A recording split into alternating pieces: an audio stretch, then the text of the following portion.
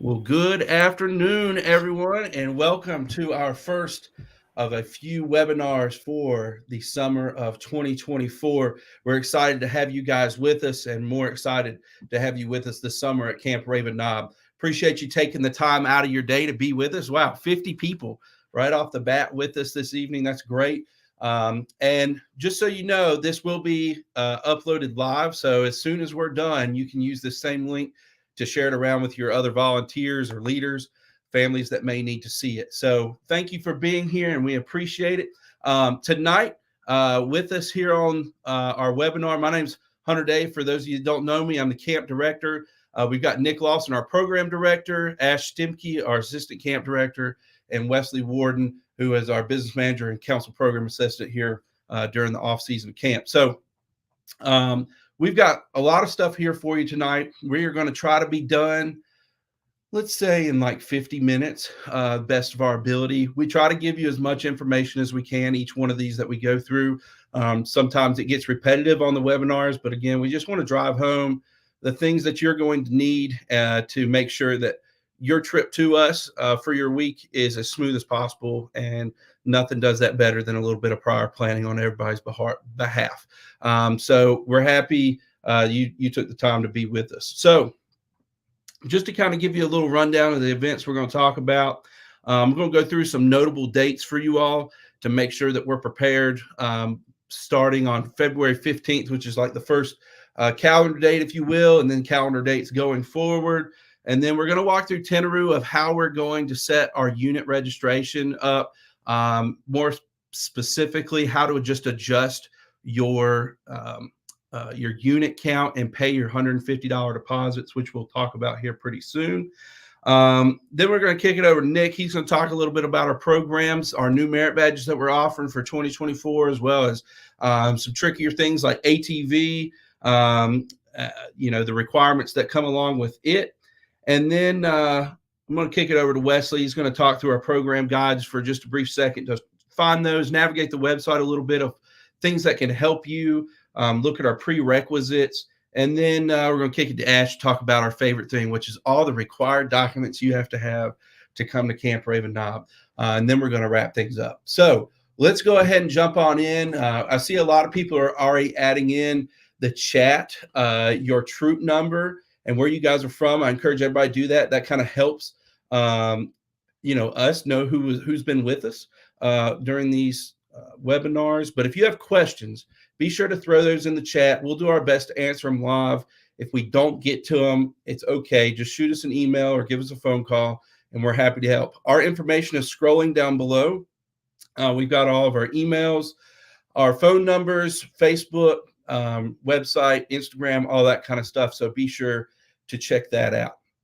So first and foremost, we are going to just look at a couple of important dates that are coming up. So if you'll just give me 1 second here while I open this up. All righty. Get this moved over. I was a little unprepared on this one, but it's all right. We're going to make up for it. So we're going to share my screen. All right, Wesley, Nick, I'm going to kick you guys down, okay? I'll leave Ash up here with me. All righty, so I'm just going to zoom in here so that way you guys can see what's going on. So let's talk about some of our important dates that we have coming up. Sorry, I'm just trying to zoom in a little bit. We've got very important dates, specifically March 12th and March 14th are the really important dates.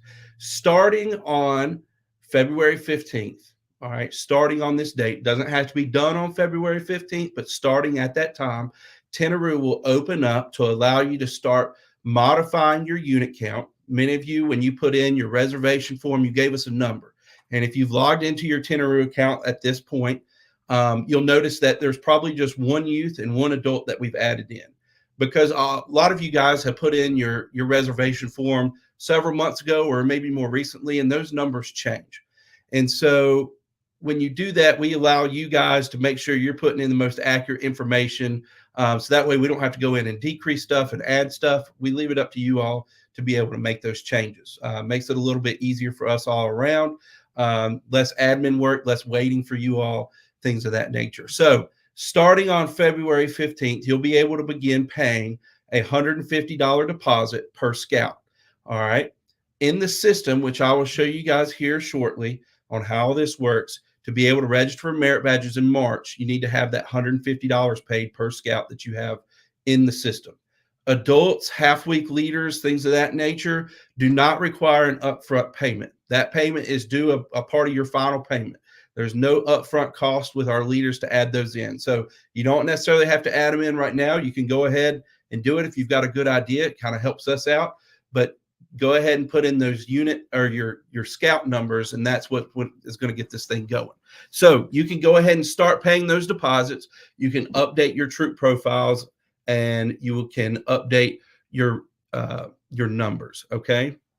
Now, those with you that's been with us in the past, we have always done everything for session registration or merit badge registration on March 15th. We decided to change that up. Just due to the sheer volume of people that we work with. It gets very hectic on when we have every week registering on the same day. It's great to get it done and over with, but you all need a little bit more attention. And sometimes it backlogs up with 10, 15 phone calls of people we've got to get back to. So we decided to split it up a little bit. If you are coming between weeks 1 and 2, the first 2 weeks, 1 and 2, you guys will register for your merit badges on Tuesday, March 12th. That's Tuesday, March 12th. And if you're coming between weeks 3 and week 6, so the last 4 weeks of the summer, 3, 4, 5, or 6, if you're coming during those weeks, you will register on Thursday, March 14th.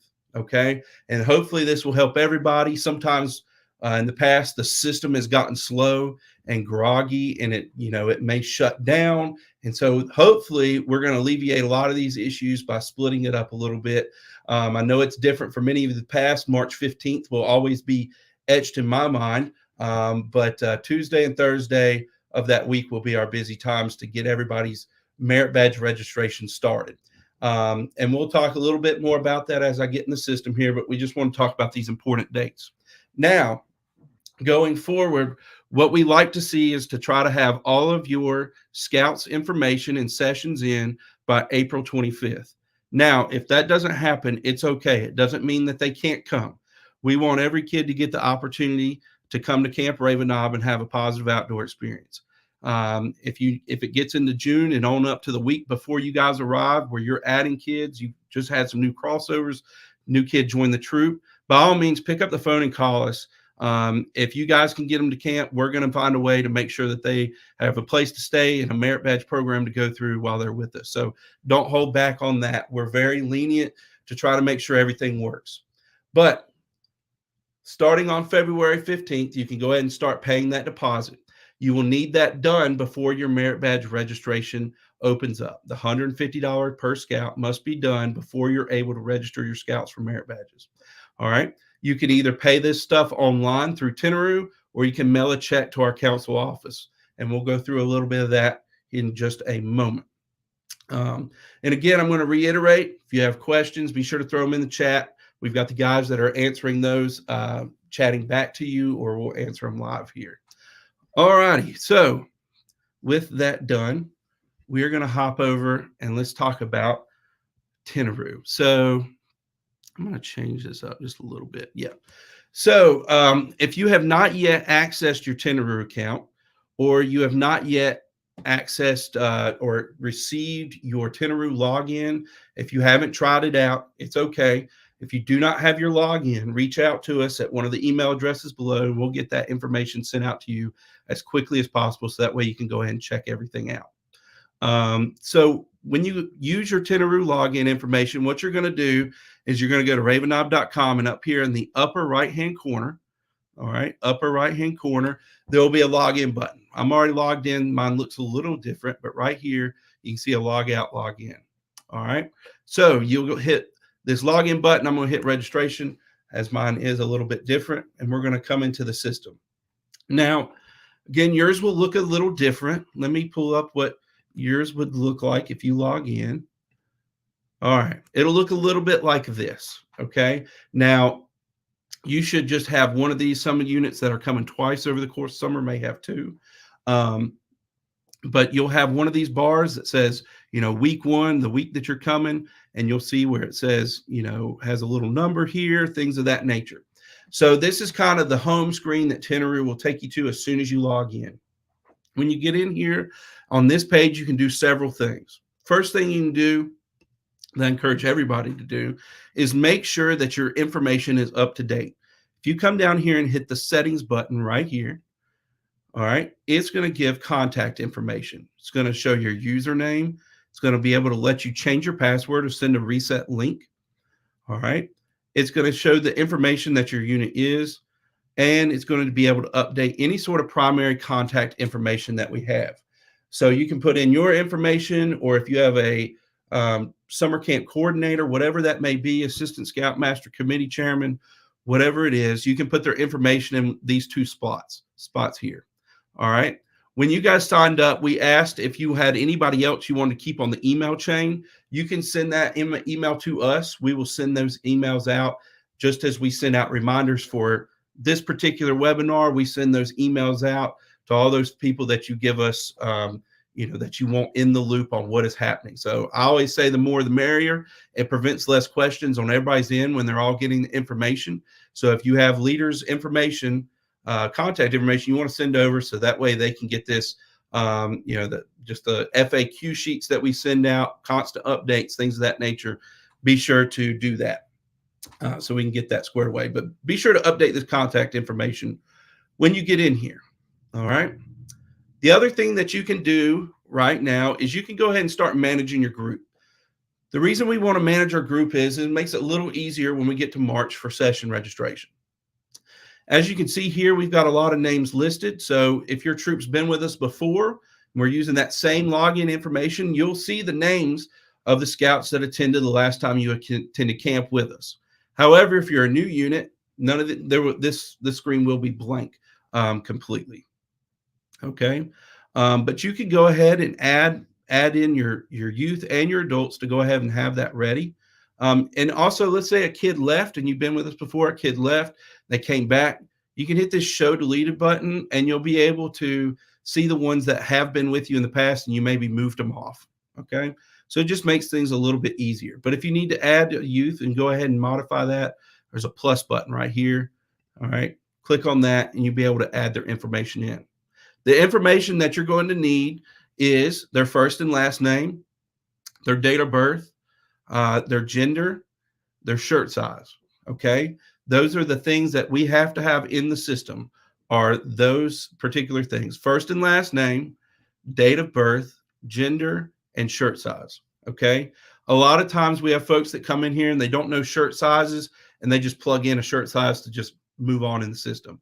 While that's fine and dandy, I start ordering shirts in the mid part of May. I have to let people know. And yes, shirts are included. Everybody that comes to Raven Knob this summer gets a t-shirt included with the price. Everybody gets a t-shirt. So that's why we ask for that shirt information. Okay. I do not need any of the other information as far as contact info, their BSA ID. I do not need that. Okay. I just need first name, last name, date of birth, gender, and shirt size. Okay. Those are the things that I'm looking for. So you can plug somebody in and have that ready to go. You can go ahead and modify and manage my group. It's a great thing to do ahead of time, as when we start to do session registration, things get very busy and you're going to want to try to get people their schedules as quick as possible. All right. So let's talk about what you can start doing specifically on the 15th. Okay. And that is updating your unit count, and that is paying $150 deposits. So what you're going to do is you're going to click on your week there, just that box, and it's going to open up the event here. And so you got a couple things that you can see here. When you scroll down, all right, you'll be able to see how many people you have registered, whether they're full week leaders, half week leaders, how many youth you have. All right. And then when we get to session registration, you will not be able to do it right now, but when we get to March, either the 12th or the 14th, depending on your week, you'll be able to add your participants in right here. Okay. But starting February 15th, there's nothing you can do right here. It all starts on the 12th or the 14th, depending on which week you're coming. So keep that in mind. What we are doing starting on February 15th is we are updating our unit count. What you're going to do is you're going to hit this Manage My Spots button. Okay. From there, you'll be able to add or subtract the number of scouts you have coming. So, for instance, let's say we have 10 scouts coming, and we know we're going to have 4 leaders come along with us, and we're going to have 1 half-week leader. Go ahead and plug this information in. Once you get that done, you'll go ahead and hit the next button. You'll see that they have listed here. All right. You see the payment for each one of these. I'll zoom in a little bit. You can see right here, $150 up front for your leader cost, $0 up front. So just to make sure that you don't have to pay any sort of leader deposit initially, just the scout. You're going to hit the next button. All right. You will not see what you are seeing right here. All right. And then you'll see this right here, and it'll have your campsite there. But you'll go ahead and hit next. And then you're going to hit next one more time. Okay. Then you'll be brought to this screen. Okay. When you get to this screen, this is where you can modify your account. One thing I want to keep in mind, everybody should have paid their campsite deposit. If you haven't paid your campsite deposit, I think you know that. And so that campsite deposit was $100. That deposit isn't an additional fee. It's just a deposit that goes to your overall fees associated with summer camp. Okay, so most of you, should be about all of you, have $100 already applied to summer camp. That's already in there. So when you go in here to pay, if we had our 10 scouts and we needed to pay $150 a piece, that's $1,500. However, if you already paid your campsite deposit, you'll get $100. So you only need to pay $1,400. I hope that makes a little bit of sense. I know it's a little confusing, but you can edit this number right here under the pay other amount, because what it's doing is giving us the total for everybody we put in. Okay. But we are just paying our $150 per person. So I'm going to plug in our $1,500. I'm going to hit save, and it's going to lock me in. You'll see up in the upper right-hand corner, I've got something in the cart. I'm going to hit the checkout button. Right here, you can update your profile contact information of where you want your receipt or invoice to be sent to, and you can keep scrolling on down. Now, depending on how you pay, I saw a question right here that I do want to throw up on the screen. Are there any processing fees when paying online with a credit card on Tinaroo? We do not charge a processing fee. However, it does cost a lot of money. And if you guys want to send a check in, it helps us avoid those processing fees. It's very convenient. I'll give it that. It's very convenient for everybody, us included, but it also charges us a large percentage of credit card fees when we do this. So if you want to send in a check, we'll happily take it. We prefer it. But at the same time, we're here for the convenience of everybody and making everybody's lives easier. So you do what you need to do. So you come down through here, and this has a couple of options. All right, you got your credit card option, and then you also have the ability to pay with an e-check. An e-check does charge a lot less on those processing fees for us. I think it's like 0.8% compared to like 2%. So if you want to help us out with that, that'd be great.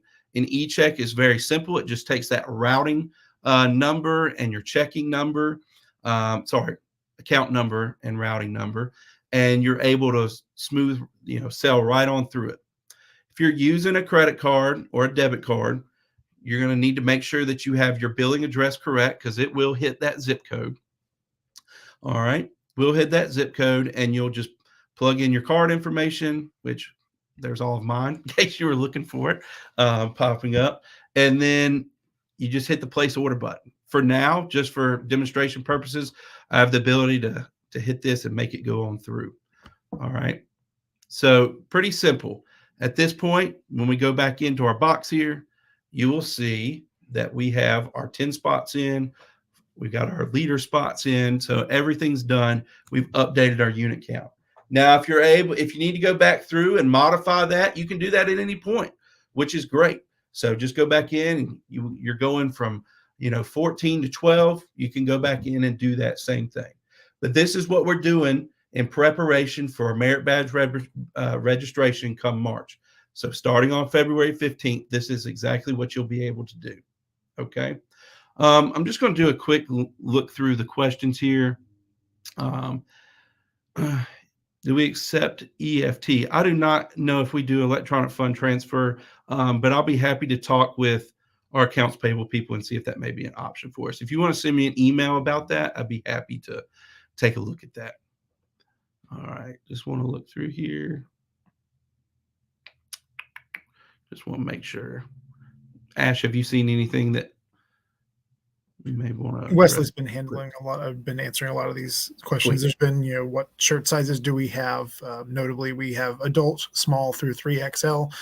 For Scouts BSA summer camp, we don't do youth shirt sizes. So if you've got someone who's still wearing a youth size, if they're first year at camp, or whatever, go ahead and order them an adult small. They'll grow into it. Yeah, absolutely. And just so you know, it does pop up when you put those shirt sizes in. It does pop up that the youth options are available, but again, it just starts at small. So any of the youth sizes that we get in, we're just going to throw in with smalls, just so we know. All right. And we do not have Zelle or any type of platform like that, Venmo, anything. We just have our pay check. You can also call our office and pay over the phone. One thing I will mention that some people get caught up on a lot is limits on your debit card or credit card. When you get in there, you may have a limit, a daily spending limit. Check with your bank before you get to March, last minute trying to put this in, because it gets several people every year. Is that daily spending limit? Sometimes it's only like $2,000. Sometimes it's like $6,000.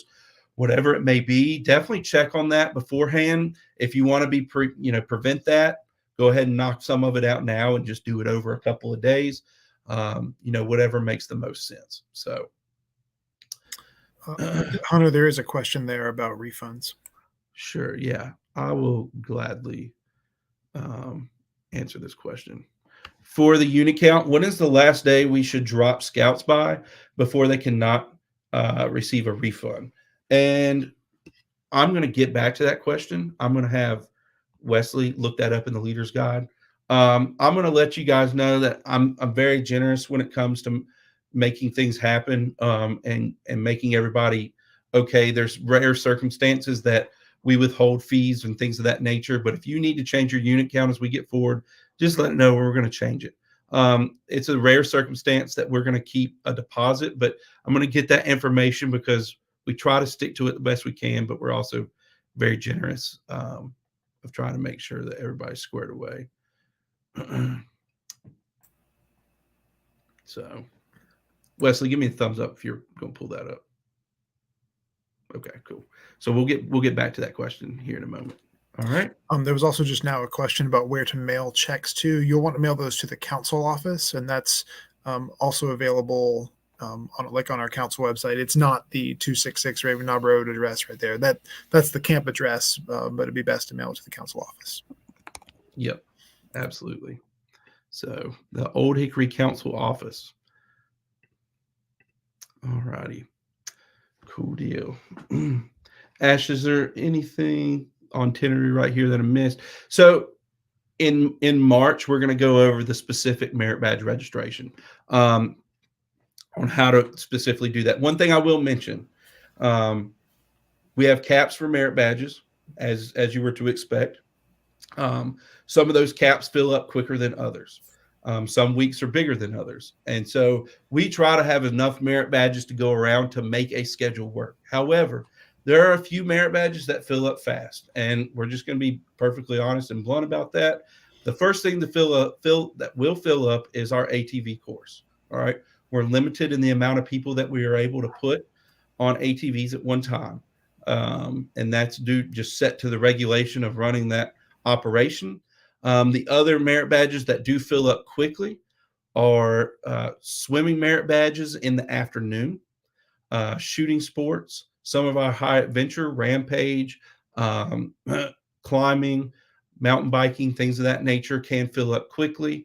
Um, so those are the main ones you want to watch out for. So when you do your session registration, I always encourage folks, those people that have those type of merit badges with our kids that have those schedules, to go ahead and get those in first before anyone else. But we're going to walk all through that in March. If you want to see it, I'm not going to do it tonight. Try to keep this webinar as brief as possible. If you want to see how to do it, though, we've got all of our webinars uploaded on YouTube from years past, and you can go watch any of those, and it walks you through that process. But we've got a lot of other things we want to talk about tonight before we get to that specifically. So, all righty. Cripple Creek, in fact, does not fill up fast. It does not have a cap on it. So you sign as many people up for Cripple Creek as you want to. All right. Let's see here. Just want to double check anything. Yes. The last thing I'm going to mention before I turn it over to Nick, talk about a few things, is we do have age recommendations. If you've been on our program guide, sorry, Wesley, I'm going to jump in front of you, but we'll come back to this. I'm going to open up our program guide that goes through all of our programs. Reason I'm definitely bringing this up, we did have a question about this today. As you scroll on down through here, you'll see some stuff. All right. You'll see we have recommendations. Okay. These recommendations here are just what we think works well with a particular scout and their experience of coming to summer camp. You do not have to abide by these recommendations by any means. However, it's just based on our opinion on what we think works best with younger scouts and older scouts, whatever it may be. So you can see right here for aquatics, we've got recommended for all scouts, and then recommended for second year scouts. We have these other merit badges. And then same thing for handicrafts. You'll just kind of see these things. If you see one that has an age, okay, a specific age, like right here, recommended for scouts age 13 plus.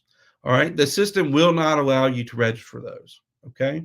However, we do have a system built that Wesley's going to explain here shortly to be able to make this work for you all. Essentially, we have to go in and plug that information in. But we're going to try to make this as easy as possible for everybody. We just don't want any hangups when we get into March on how this process works. Okay. There are a few things that we are not so lenient with, and the reason why, it could be a national setting or just a specific age restriction that the program requires. The reason we have these age restrictions in here, and it's just from us working with so many scouts for so many years, is that there are certain programs that scouts may not be mentally or physically prepared for yet, such as shooting sports. Okay, a young first year scout that may go to rifle or shotgun or archery for that matter is going to have to operate a piece of equipment, whether moving it around in different ways, pulling back a bowstring. They may not be physically able to do that yet. And physically able, they may be able to do it, but are they going to do it safely? And so that's why we want to make sure that we're thinking this through before we actually do it. I felt like we prevented a lot of things on the front end by being able to start this. We're not saying your kid can't take it. That's not what we're saying. We just want you to have a conversation as the unit leader. We want you to have a conversation with the parent to make sure that it makes sense on everybody's end, because what we want to have is a positive experience at the end of the day. Our Trail to Eagle merit badges, such as communications, citizenship in the world or nation, personal management. Okay. At times that can be a very draining merit badge, even though it's only for 50 minutes a day. It takes a lot of knowledge, not only in the merit badge, but of the outside world to be able to understand and comprehend things. So we just want to make sure that we're thinking through and we're doing the best thing for the scout. There's scouts out there that are 11 years old that are bigger and stronger than I am. All right. There's scouts 11 years old that can probably manage finances better than I can. Okay. So we understand that. And that's why we allow these things to happen, but we do restrict it on the front end. Things that have a hard age cap on them. Rampage has to be 14 years and older. Our Cripple Creek program, 13 years and older. Our ATV program, 14 years and older. All right. The reason why on the ATVs, it is North Carolina, or is the program set by Polaris and the National BSA that they have to be a minimum 14 years old. In the state of North Carolina, we have regulations on how big of an ATV they can ride. between the ages of 14 and 15 and between the ages of 16 and up. So we've got different ways in the system on how that actually registers, which we'll talk through in March. But again, you just scroll down through here and you will just take a look at this. Again, recommended for all scouts, recommended for second year scouts. There's nothing that's going to prevent you from registering any kid. But when it says recommended age, that's when we start to look at this, and we have got a system built to be able to help you with that. Okay. I've seen a lot of questions about Brown Sea Island or our first year program. That is called Raven Scouts, is what we call it. All right. And we're going to walk through where you can see the requirements that they accomplish here shortly. So just looking through the comments here, and it looks like we're doing good so far. All righty. So I'm going to stick right here. I'm going to add Wesley Warden back to the screen here, and I'm going to turn it over to him while I drink some water here. So Wesley, take it away. All right. Hey, everybody. How are you doing? Just wanted to clarify. I was looking up the leader guide to the date for the refunds, just that way we double check and make sure everything was correct. So we say 3 weeks out from when your troop attends. So if your troop is attending week 1, it'll need to be 3 weeks before that week 1. But like Hunter said, we try to be flexible if we can and understanding of situations as they may pop up. Awesome. So I'm going to be going over a couple different things here, starting with navigating our website. I think Hunter is going to navigate for me here. If we want to start off, a lot of what you will be looking at is going to be under 2 headings right here. It's these 2, Scouts BSA Summer Camp and Program. We'll start with Scouts BSA Summer Camp right there first. Couple different things here. So if you look at the navigation on your right screen there, your navigation bar right there. All right, couple places that you will probably spend a lot of time on. Right here on our leaders guides and forms. That's going to contain a lot of the forms that Ash is going to go over here in just a minute. So health forms, program guides, leaders guides, swim check forms, all of the required forms that Ash is going to talk about. Majority of them are going to be found right there on that page. Really quickly, hopefully you've gone over our leaders guide by now, but if not, tonight's a great time to do so. You can access it by clicking that right there. It goes over pricing, dates, registration information that we've already said here. You can review it on there. Driving requirements, that's always a question we get as well. When we'll probably address it a later webinar, but you can go ahead and look at that right there. Like I said, it's got tons of information on there. It's always a good thing to read to keep yourself updated on what's going on there. Going back towards and then let's go ahead and look at our program guide there. I know Hunter just mentioned it a few minutes ago. So he was talking about age recommendations.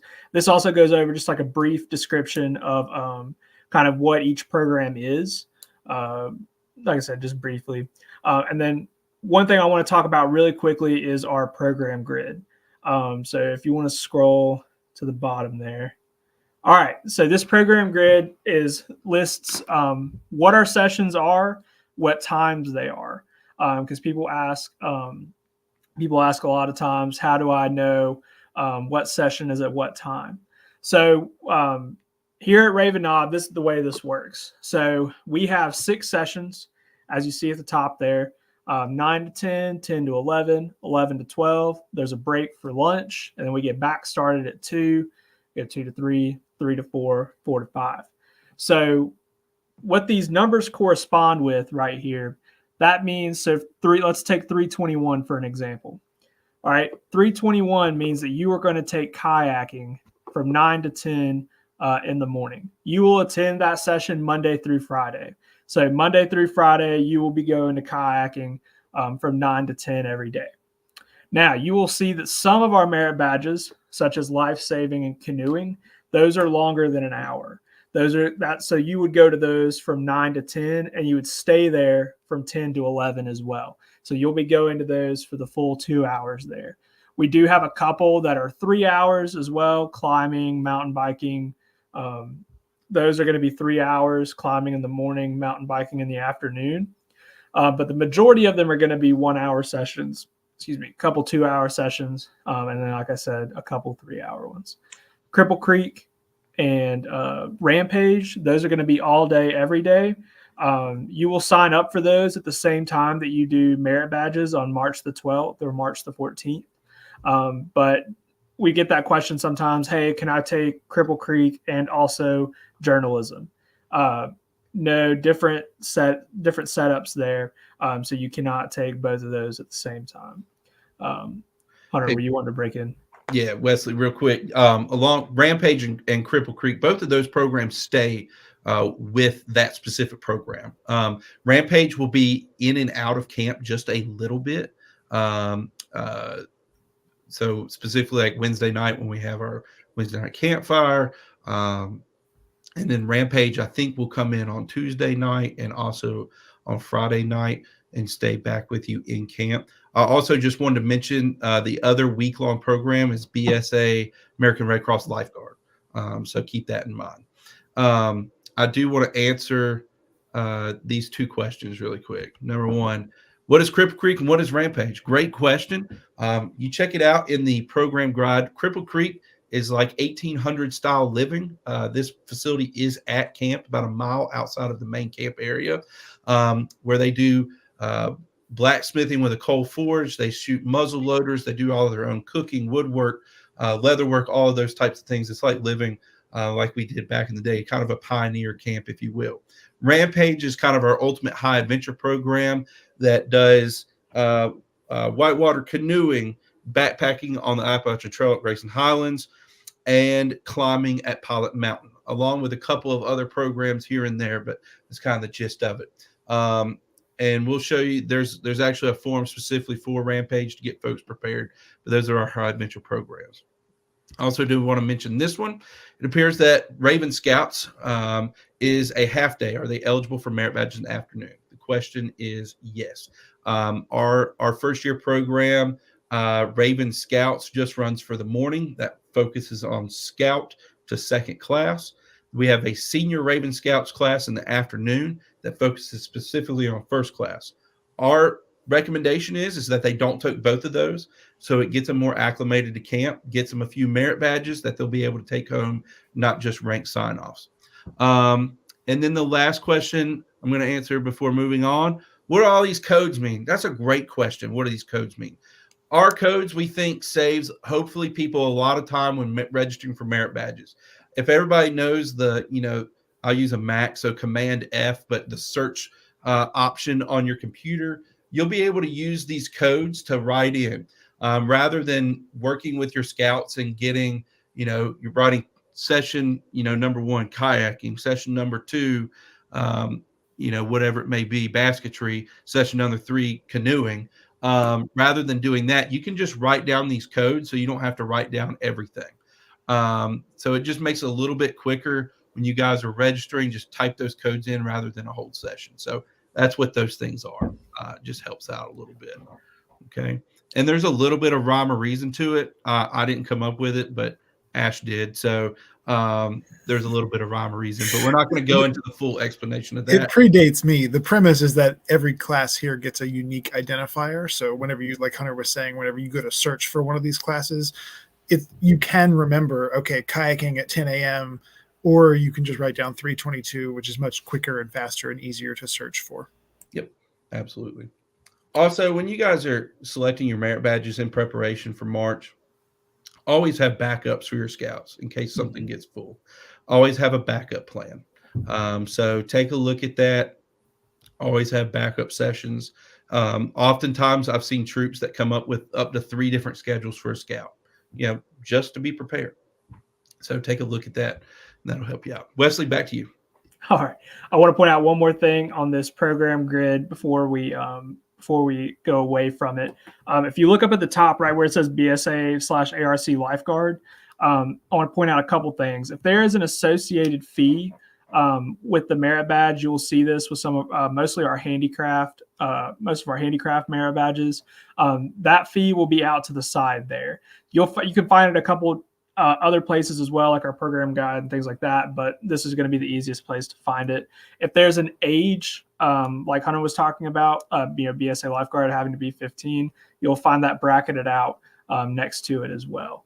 So I just wanted to point those out there before we clicked off of it there.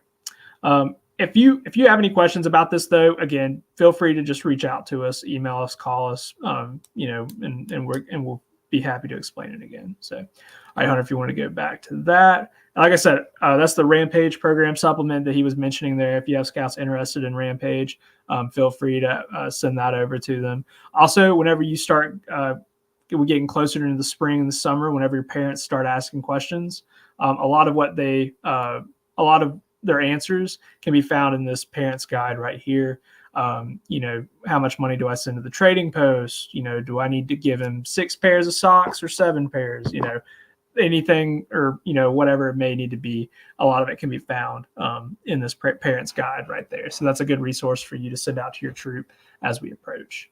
All right, going back to the right-hand side over here, just a couple more things. We'll look at programs, again, more descriptive of each merit badge in depth.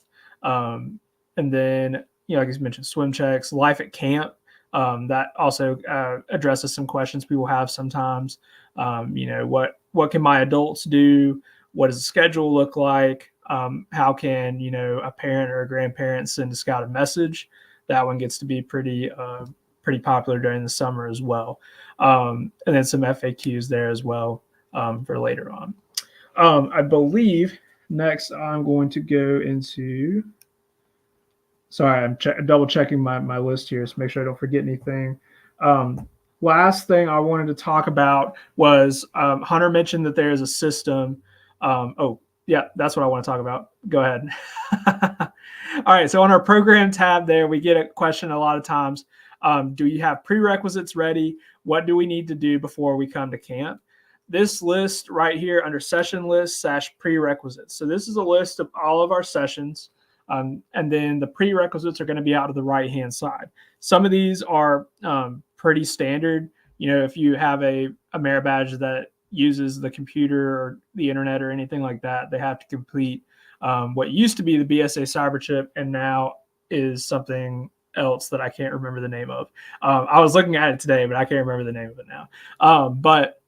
Or to take an aquatics merit badge, if you need to complete your swim check or swimming merit badge, I'll list that right there. So this is a list. You can go ahead and be looking at it. We update this, probably once or twice throughout the year. It is up to date as much as it can be right now. But whenever scouts start asking, what do I need to do? Am I going to get the full merit badge whenever I come to camp? This is a list of things that we cannot complete. So if you take citizenship in the nation, you will complete all the requirements except for 7 and 8. A lot of the requirements we can't complete. It requires us to go to a town meeting or go to, I think nuclear science today was like one of the options was go to a nuclear reactor. We don't have one of those at camp. So that makes it a little difficult for us to do that. So, you can complete those on your own there. So that's a good list to review whenever you're planning for what sessions to take and reviewing what you need to do ahead of time. Yeah, Wesley, just talk about the form that we're going to have on the website, and we'll email out to everybody for those age restrictions just really quick. And we'll send out more details to everybody as we get that out. So if you'll go ahead and mention that. Right. So we will have a form we will send out, like Hunter was mentioning, to request an override for those ages. If you feel like your scout is ready to take citizenship in the nation, then what you'll do is you'll fill out a form, and it's going to ask you a couple of different things. Obviously, we need the scout's name, and then we will need their full schedule. Reason being is because once that scout is signed up for citizenship in the nation and their age does not match the age recommendation there, it will not let you check out with that scout schedule until that merit badge is removed. We have to do it on our end with our admin accounts there. So we were asked for the full schedule, so that way we will go in and sign that scout up for whatever that session may be. related to that, if you want to make a change in your schedule, in your scout schedule, regardless if you're wanting to change the session that you needed the override for or not, you need to let us know to do that, because you would run into the same issue again. It won't let you fully check out until that class is removed. So that form, like Hunter mentioned, will be emailed out in the next couple of days. That just helps us have like a standard landing place instead of me having to search my email and get everybody's recommendations down. It just gives us a more organized place to gather those recommendations. So be on the lookout for that, and please fill that out if you need to do that. Yeah. Thank you, Wesley. I appreciate it. And I lied. I apologize. We're definitely going to go over 50 minutes tonight. So we're probably looking at about an hour 10 right now. Just you guys are asking really good questions, and we're trying to address them the best we can. So I appreciate it. Some of these I'm going to wait a little while. I'm going to answer many of these at the end, but I do want to answer this question right here. Journalism, American Heritage, Scouting Heritage. You can see the American Heritage, Scouting Heritage requirements, prerequisites right here on this link. And then journalism, we're going to knock those things out at camp. So we should be good there. Unless I've completely missed something. I think we're good to knock out that requirement at camp.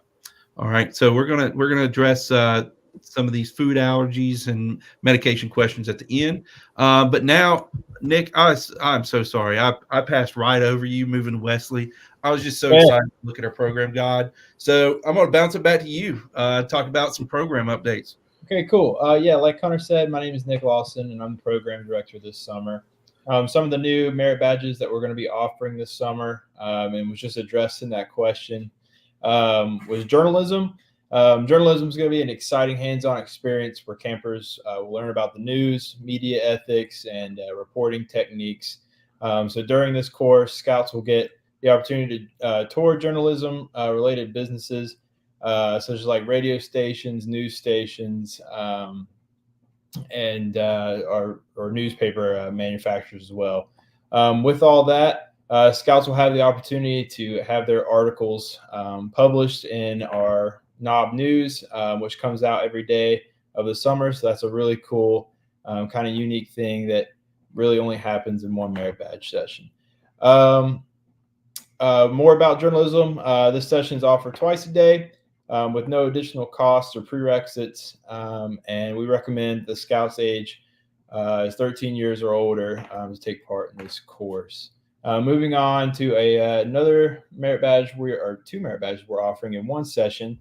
American Heritage and Scouting Heritage will both be a combo merit badge offered in one session throughout the week.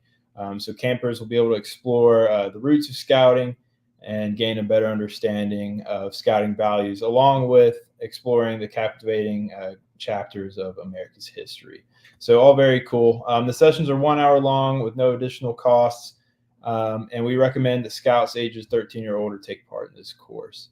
As far as prerequisites go, in American history, and we saw that on the website just a second ago, for American history or heritage, requirements 3 C's of requisite for the course, and for Scouting Heritage, requirements 5 and 6 for that merit badge session. I also want to talk about Indian lore. For those of you that have been with us in the past, we've offered Indian lore merit badge. This year, we've decided to remove Indian lore just because of the changes to the requirements, as they're no longer a hands-on learning merit badge. This change has kind of been updated online since early January. And Nick, I'll mention. I think we've got a little update that we do have to fix. Sorry, not right there. The grid is different than the program guide. We will get that updated. It must have slipped past us when we were kind of moving through adjusting stuff, but we'll get Max on that as soon as he can to get that fixed for us. So thank you for pointing that out. So yes. we will not have Indian lore. No Indian lore. Yep. Yeah, and just to reiterate what Wesley was talking about earlier, our website's always up to date as far as changes goes and prerequisites. So if you have any questions regarding that, be sure to check out the website and look out for any of those kind of changes or any assistance like that. Next, I'd like to promote our ATV experience. Let's see here. There we go. Ooh. Yeah, so for our ATV experience, it's our newest high venture addition to our summer camp program. Scouts of the age 14 years or older will be able to learn kind of the ins and outs of ATVs, safety and maneuvering while touring the backcountry of Camp Raven Knob. It's a 2 hour, or there's 2 sessions. The course is 3 hours long with a $55 additional cost per scout to register. On the Raven Knob website as well, you'll find a list of items that the scout should have for the session. Most importantly is the e-course certification. So prior to arriving camp, I should say, scouts will need to take an online required training through the ATV Safety Institute. There shouldn't be a charge to take it under the North Carolina certification, so look out for that. All they need to do is complete that course, bring the certification to or the certificate to camp on Monday, and they'll be ready to go. And as Hunter mentioned earlier in this webinar, the ATV experience is one of the sessions that has high demand, so it's going to fill up rather quickly. So be sure to hop on that and register your scouts as soon as possible. Thank you, Nick. I'll also mention the one other thing, two other things with ATV. There's a hold harmless agreement that's separate that we need as well, and you can find that here on this screen. We just like to announce this a lot for ATV because this e-course is not just like a walk in the park done in 20 minutes type of thing. It's several hours long.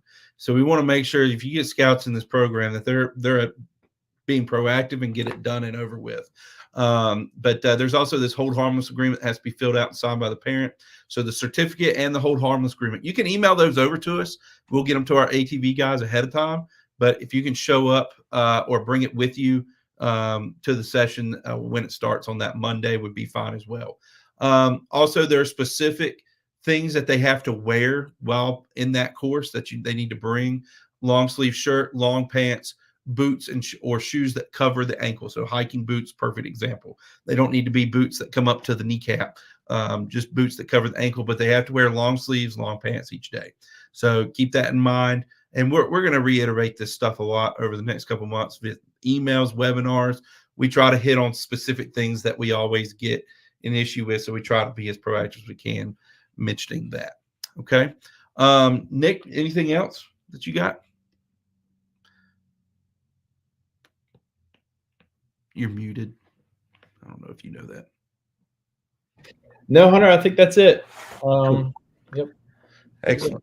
All right. Thank you, Nick. Well, we're going to move over to Ash Demke. He's going to talk a little bit about our required documents and answer some of the we're going to answer some of the questions you guys are having here. I do just want to mention this one since it's on talking about ATV. The only training that they have to do beforehand is this online e-course. That's it. So just that one. There's no additional training. Not the case here. Just the online e-course there. So we will take care of the rest. But Ash, I'm gonna turn it over to you. Thank you. Absolutely wonderful. So do you just want to navigate, or do you want me to do it on? You know what? If you'll get your screen ready to share, I'll let you do it. Yeah, I can do that. Excellent. Yeah, we'll just do that. There we go. All right. Perfect. So this here is our main camp website. Yeah, and here I'm going to address a couple of questions that you all have had recently, notably about a couple things regarding dietary restrictions and swim tests and things like that. One thing I do want to mention for just a moment is I know Kimberly recently had a question here about how long some of the sessions last. The ATV sessions are half days, so either all morning or all afternoon.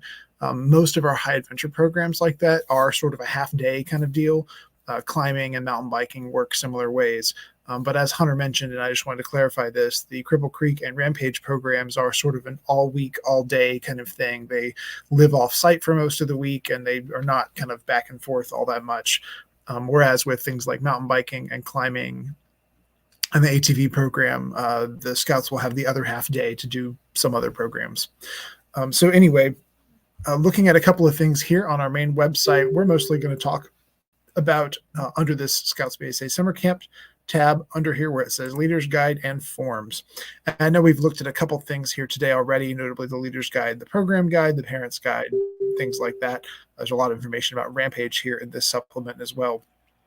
So I want to talk about a couple of these forms, some of which you're probably somewhat familiar with, notably the BSA medical form. That's probably where I'll begin right here. If I just go over here and open this one up in a new tab, this is the classic BSA medical form that most of you are probably familiar with. One thing to be aware of, though, of course, is that in order to stay with us for the week, you do have to have parts A, B, and C completed for every participant. So that also includes this final page down here, which does require an examination from a medical professional. So just make sure that you have those things done and that that doctor's exam has taken place within a calendar year, within 12 months prior to you all coming to camp. Because otherwise we'll have to have them go get a physical and they won't be able to participate in a lot of activities such as aquatics and high adventure and things like that before that's completed. One thing that we have that kind of goes with that is this form right down here that's called the Outdoor Parental Release Form.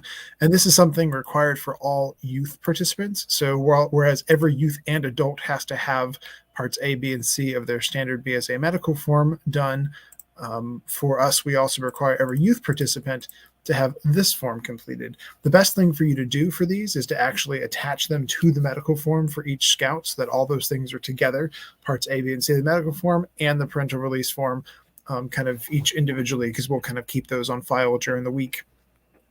This just kind of is a few other pieces of information about some of the activities that we do at camp, and it's a form that we require for each scout there.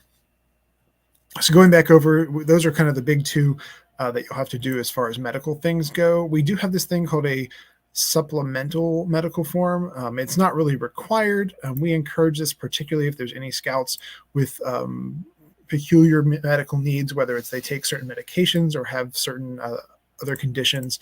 So you don't have to do this form, but particularly if you're intending, if you know that you have scouts that regularly take certain medications or things like that, this is optional, but something that you can fill out to let us know about specific allergies or other medications that they need to take. And also this is an opportunity if there's, particular over-the-counter medications that are not supposed to be administered or things like that. This is where you can let us know that information about those particular scouts. So two more forms I want to talk about here on this page that I think you will find relatively convenient and helpful. The first one is this one here called the Special Diet Form. And this means that anyone in your troop that has particular dietary restrictions, our dining hall is pretty good at meeting those needs, whether it's people who are vegetarian or gluten-free or have certain allergies. But this form is how you let us know what's going on so we can be prepared for that. So if we go and look at this form over here, the way this one works is you can fill it out electronically and send it to us, or you can print it off on paper, but we really do prefer to get it electronically in advance. But essentially, you just tell us the people's names in your troop and what their dietary needs are. If you have something particularly unusual, whether it's severe allergies to anything or some sort of a dietary practice that would require a lot of specialized foods, we do sometimes have people bring their own foods and maybe either self-prepare them or kind of help our dining hall staff figure out what to do there. But for the most part, like I said, most common things, whether it's people who are vegetarian, gluten-free, or have allergies to whatever eggs or dairy or things like that, we regularly meet those needs. So you just need to let us know through one of these forms, and you can send this to registration@ravenob.com, and we'll have that information available so that our dining hall staff can order the correct food and be prepared for that. Typically, people with those restrictions will just go through the line with everyone else, and they'll let the kitchen staff know what they need, and those things will be there. But we really do ask that you do one of these and have this ready for us, because If we don't know about any specific dietary needs, we can't necessarily meet them because we have to order the food and things like that. So, Hey, Ash, if I can, real quick, sure. specifically this form, this is something that we've got to have ahead of time, because when you guys show up on Sunday and you may turn this in late, our kitchen more than likely has already prepared dinner for the night or is in the process.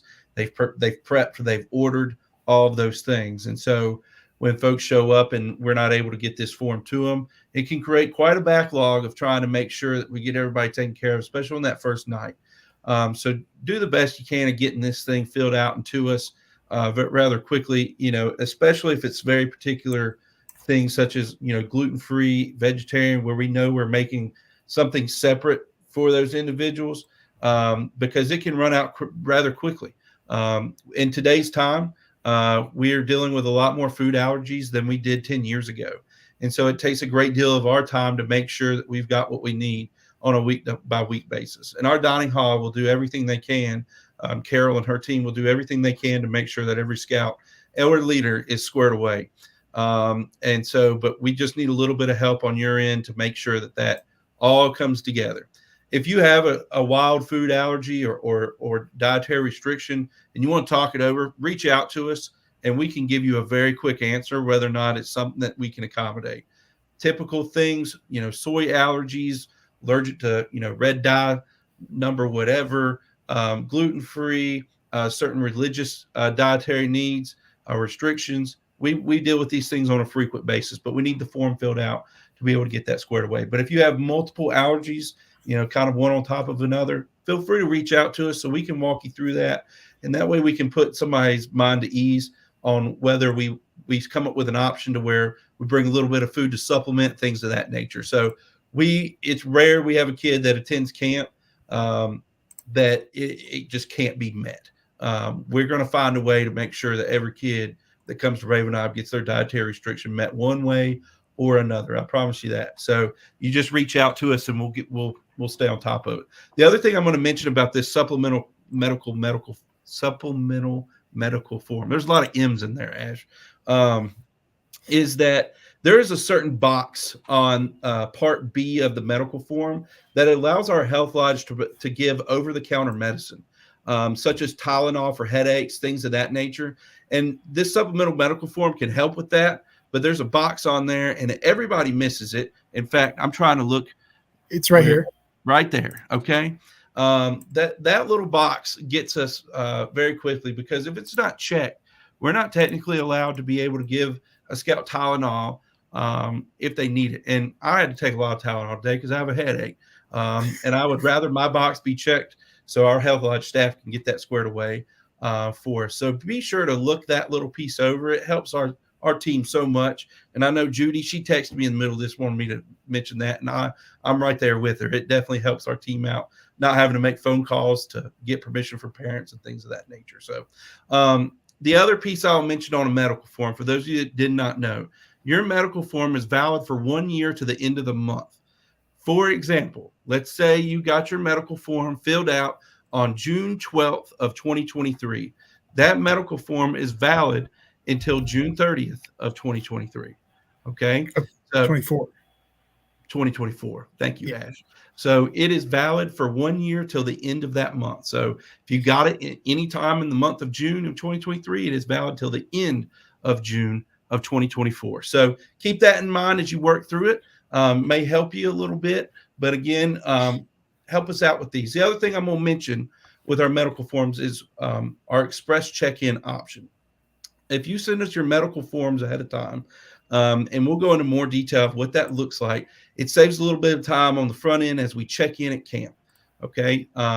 What it does is at least a week ahead of time, you send those medical forms in via mail, UPS, FedEx, USPS, whatever it may be. You send that information to us. What happens is our health lodge reviews them all, gets all the allergies that we need to, and it makes the check-in process very quick when we do those health rechecks. Otherwise, it's a little bit longer process. But there's information about this in the leader's guide about what that should look like. And if you have any questions, just let us know. So wonderful. Yep. And then again, I'm going to answer this one more time. if a medical form was signed between June 2023 and June 2024, you can still use it. Yes, that is correct. It does not go from, you get it done in November. It doesn't expire in January. It is valid for 1 year to the end of the month. Okay. So if 1 you year. got it, if the physical exam took place in July of 2023, then you'll be good. But if you're coming in July, it can't have been done in June. Then it'll be a year out. Exactly. So just keep tabs on that. It's always good practice to get a new one anyways before you come to camp, because you never know what conditions may I do change. mine about every April. Go ahead and get that thing knocked out anyways. It just helps out. I know paperwork wise it definitely helps. And there's always that one or two kids that making you nervous as you get a little bit closer to camp. Is they're going to show up with that medical form completed? And to answer a frequently asked question, can we use the athletic health form from the school or from the ball team or whatever? No. The answer to that is no. We must have a BSA health form filled out and signed by a physician or whoever's accepted or allowed to sign those. So it's got to be somebody. It's got to be the BSA health form. It can't be another organization. Okay, it's got to be that BSA one for it to work. All right. There's one more form I need to talk about here, which is about swim tests. Several people have asked about this in the comments. And this is something that's near and dear to my heart as a now retired aquatics director. But anyway, right down here we have our swim check form. We do allow units to do swim tests prior to coming to camp. If you don't do swim tests prior to coming to camp, then you get to do them on Sunday during your check-in process. But one of the main reasons we allow this is that it does make your check-in process a lot smoother on that Sunday when you arrive at camp if you do your swim tests before coming to camp. Here's kind of what that looks like. And I'll kind of open up this form here so we can look at it together. Essentially, you can turn this in online in advance, and we'll talk about how to do that here in a moment. But you also can just bring it to us during check-in process and give it to the aquatics director. But we do ask that you do them about within 6 months of arriving at camp. The BSA swim test is an annual evaluation. So even if your scout passed the swimming merit badge last year, they still need to do a swim test again for this year. I do my swim test every year, and that's just kind of how it works. It is an annually reviewed thing, not unlike the medical form for that matter. As far as this works, here are the swim tests as given by BSA policy, the swim test, the beginner test, and of course, non-swimmers or anyone who does not complete either one of those. And so you'll essentially just fill it out by writing in the names of the people in your unit, including adults, and what their swimming ability is over there. Anyone whose name, if you turn in a form like this, if you have a scout whose name is not on the form, that's okay. We'll just give them a swim test at camp whenever they arrive. And then, of course, there's some information down there about who ran the tests. Now, one thing I will mention about this, we often get questions about who can give a swim test. There's perhaps a lot to be said about that I'm not going to spend time discussing right now. But what we prefer is for it to be someone who is authorized by a unit leader who has one of these trainings. Our preference would be that the swim test would be administered by a leader from your unit who has, say, swim defense, aquatic supervision, swimming and rescue, or is a BSA lifeguard, or is a BSA aquatics instructor. And the reason I make a point of those is that those are BSA trainings that teach people about what we are looking for in a swim test. We do sometimes have people go to your local YMCA and have their lifeguards do it. But YMCA lifeguards or Red Cross lifeguards, and I say this as a Red Cross lifeguard, are not necessarily familiar with BSA policy and how these tests work. The swim tests that YMCAs and Red Cross do are different than the BSA swim tests. So as long as this exact test, which is given by National BSA policy, is the one that's being given here, then it'll work. We just need a unit leader's information down there at the bottom. Like I mentioned, you can bring this form on paper and give it to the aquatics director during check-in, because regardless of whether you've done swim tests before camp or not, you will stop by the aquatics area on the first day just for a little orientation. You don't have to go swimming or anything if you've done them in advance, but you'll still see where everything is and whatnot as part of your camp tour. Oh, that's a great question too. I'll go ahead and mention that. this Cynthia here is asking, will the scouts have to do the swim test on the first day of the aquatics class for every class? And the answer is very likely no. If they've got their swim test done prior to camp, or if they do it on the Sunday during the check-in process, then our aquatics classes, the sessions during the week, generally do not begin with the swim test. There are a couple of exceptions to that, notably the Scouts in Life-Saving Merit Badge. One of the prerequisite requirements for that is to be able to swim 400 yards. And I'll mention that the regular swim test is only 100 yards. So if a Scout is maybe struggling to complete that, or just barely got the 100 yards, maybe life-saving is not a great merit badge for them, and they should try emergency preparedness instead, which notably meets at the same time, so you could easily switch their registration between those. Also, the BSA lifeguard program requires a 550-yard swim, so that's quite a lot more as well. The only reason we would give a Scout a swim test at the beginning of the merit badge session would be if they're not classified as a swimmer and they show up for it. So if your Scout really wants to take small boat sailing or kayaking or some merit badge like that, and they arrive on the first day and their buddy tag does not show that they're classified as a swimmer, we'll either need to look up their information on the pre-check form, or if there is no pre-check form, they'll have to do the swim test that first day, because every aquatics merit badge requires being a swimmer and passing the swim test in order to participate in that session. That being said, our open swim times and recreational swimming and boating in the evenings, that's open to anybody of any swimming ability. And now, as far as one more thing I'll mention here, as far as where to find this, once you fill out that form, you can click over here on swim checks or go to ravenup.com/swim tests. This has the same information you saw on the form there, and you can actually go down here and submit the form yourself by typing in this information and uploading a PDF of the completed swim form and this other information here about who gave the test. So if you want to send it in advance, we can take it electronically here, or like I said, you can just bring it to us at camp as well. And just to respond to Jacqueline's question right there, we don't offer an official polar bear plunge. I'll say our lake is not very cold compared to how some lakes are. It's not too often it really feels very polar bear-y. If you are looking for some sort of troop level aquatics activity, you'll just need to talk to our aquatics director upon arrival to camp, and they can work out something with you. Sounds good, Ash. All right. And that's about all for me. Yeah, absolutely. I'm just going to bring everybody back in here real quick. I'm going to answer a few questions. I just got an email for a great question. I saw some on here. Early arrival. If you're coming from a long distance, you want to come in on Saturday, just arrange that with us. Send us an email, and we'll be in communication on how all that works. We do not offer meals, though, for Saturday. The first meal, if you do arrive early, will be Sunday dinner. So keep that in mind. If you're coming in on the train, we probably have had some communication about that, on how all that works and what we're able to do and provide. Just feel free to reach out to us. We know we have a lot of folks that come in via train, Amtrak. So just reach out on how we specifically work that. But if you're driving in early, that we do not offer those specific things.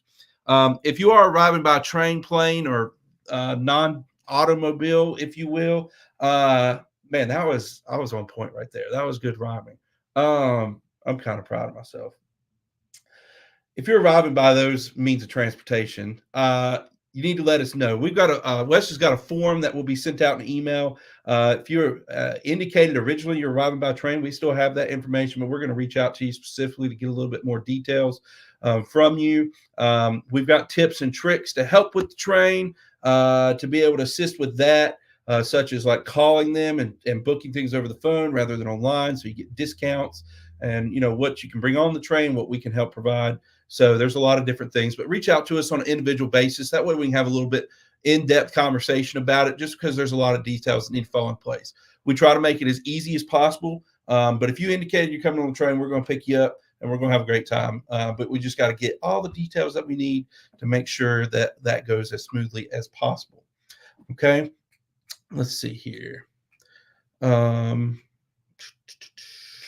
It's a good question.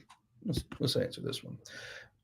Medication. So there are certain medications that need to be refrigerated. We can handle those at our health lodge. Okay. There are other medications that we do not handle at our health lodge that can be distributed from the campsite. Essentially anything. This is specific in the leader's guide. I wrote it and I'm trying to remember exactly what it said. Essentially, scheduled narcotics are things that we can keep in the health lodge. Other than that, you will need to keep those medications in your campsite. Every campsite has a lock box to be able to lock medications or whatever you may need to be in it. It's got an ammo box mounted on the shelter wall that you can lock those things in. So just to kind of help with that. But if you got refrigerated, there we go. If you have refrigerated medication, we'll be sure to take care of that. So let's scroll through here just really quick. Make sure, guys, did you guys see anything that stood out? I think we're okay. Any other questions? Throw them in here real quick. We'll wait another minute or so for you to get them in. I pulled us up on the actual YouTube page. They come in a little quicker there. There's a little bit of a slight delay between the two. So, all righty. And again, I would just reiterate, if you have any questions that you can't think of right now, or if you have leaders that have questions later on, feel free to email us at registration@ravennob.com, or you can call us on that number. I think it's down below, our office number as well. Feel free. We're happy to talk to you. I get paid to do that, so I love talking to people and answering emails and stuff like that. So if you have any questions, please, there are no dumb questions related to this.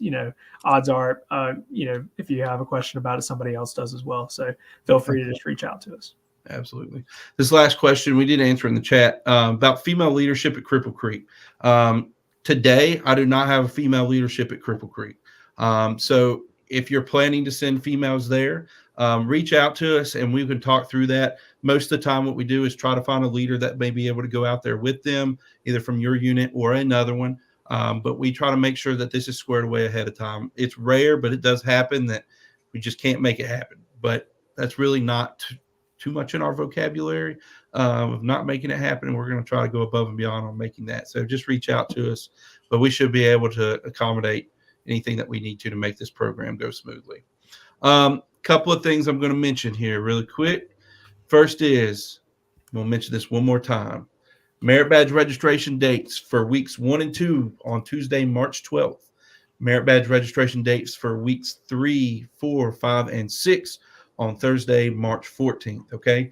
Go ahead and set that in. The registration opens at 9 a.m. on these days. 9 a.m. Registration will open up on Tinaroo. So you just hit the refresh button and you'll be able to go start adding those sessions in again in early March. We're going to have another one of these webinars Monday, March 4th at 6 p.m. And we're going to go over that process and see how it goes. But we're going to keep it to an hour next week, I promise you, because I actually have a Cub Scout webinar that butts right into this next month. So we will see you then. And if you have more questions, feel free to reach out to us. We're happy to help. And yes, merit badge registration. Slightly less hectic. I don't think it's as hectic as a Taylor Swift concert, but I appreciate that. So that's funny. One more before we log up. Hunter, did you answer whether they can access Tinaroo at the same time from the same account? Somebody asked that. Like multiple accounts at the same time? Like multiple person through the same troop account? You can do that. However, I do not recommend it. And the reason why is that, and I'll explain this in a month from now, or you can call and I'll explain it to you, is that while one person may be doing something and checking out, it may not save what the other person is doing and checking out. So keep that in mind. It may be gets a little off. It has the potential. I've had people do it and it works great and they have no problems. However, I know for a fact, because when I'm on the phone on these days registering people, I'm trying to do something, you're trying to do something, and eventually something's going to get kicked out. And we don't want that to happen. So try to make it as smooth as we can. But we're going to talk more about that in early March. But we appreciate everybody being here. I apologize we went long. We only dropped 20 people. So I consider you all troopers for hanging in there. I know we get a little long-winded, but again, we're just trying to get all the details to you as much as we can. We've answered a lot of questions and go over a lot of things that we get questions about on a frequent basis. Typically, when one person has a question, there's like another 30 that have the same one. There's a weird statistic about out there. It's about like complaining. One person will complain, another 30 are thinking about it. So I refer to that same as asking a question. So, we try to make sure that everybody's covered as much as we can. But appreciate you guys being here. And we look forward to this summer. We'll see you on March 4th. And if you need anything in the meantime, reach out to us. All of our contact information is down there below, or just Google us and give us a call. So thank you. And we hope you have a wonderful evening. Thank you. Bye.